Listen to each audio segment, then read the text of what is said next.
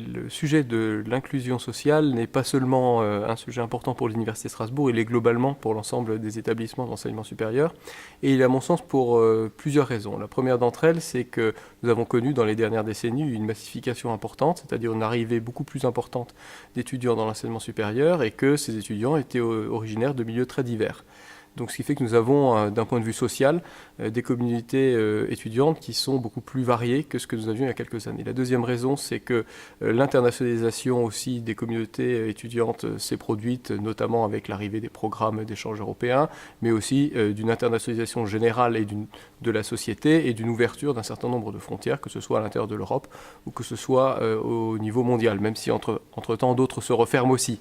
La troisième raison, c'est que nous formons certes des professionnels, mais nous formons aussi des citoyens à l'université.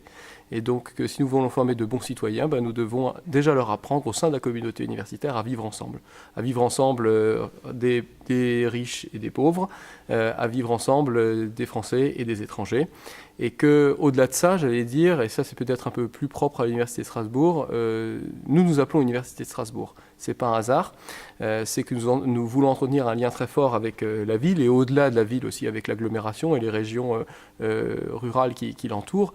Et donc pour cela, nous avons besoin d'être une université qui réfléchit sur ce qu'elle est et qui tisse des liens, alors à l'intérieur de sa communauté, mais avec les communautés qui vivent aussi dans tous ces espaces. D'abord, nous avons une mission sur la parité et sur l'égalité, mission qui existe depuis 5 ans et qui s'est transformée l'année dernière en vice-présidence déléguée. Je crois que c'est un signe très fort de cette tolérance que nous voulons instiller au niveau des étudiants, mais aussi au niveau des personnels. Donc ça, c'est une première chose. Deuxièmement, nous développons fortement l'engagement étudiant. L'engagement étudiant au sein de l'université par les associations. Donc ceci est valorisé, a été valorisé dans le cadre d'un diplôme universitaire et continuera à l'être au moyen de reconnaissance d'unités d'enseignement dans les cursus des étudiants. L'engagement donc des étudiants se fait aussi en dehors, que ce soit dans les zones urbaines ou aussi dans des zones proches de Strasbourg. Et là, on les encourage bien sûr à faire, à travailler soit dans le domaine culturel, soit dans le domaine citoyen, soit de faire de l'aide aux études. Enfin, nous prenons aussi en compte les évolutions et les changements de la société. Et là, nous sommes face effectivement à une arrivée de migrants, notamment d'Afrique et du Proche et Moyen-Orient. On a décidé de mettre un programme en place pour accueillir 100 étudiants depuis 2 ans. Et nous accueillons aussi des chercheurs.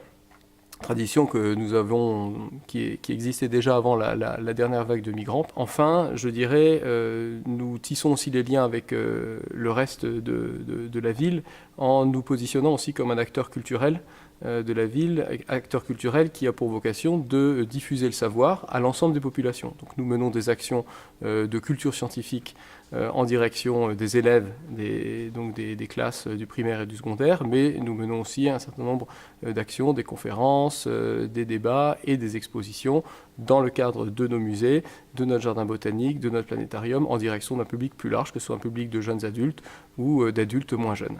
Et je crois que l'inclusion, c'est de n'exclure absolument personne à l'intérieur de la communauté universitaire et à l'extérieur.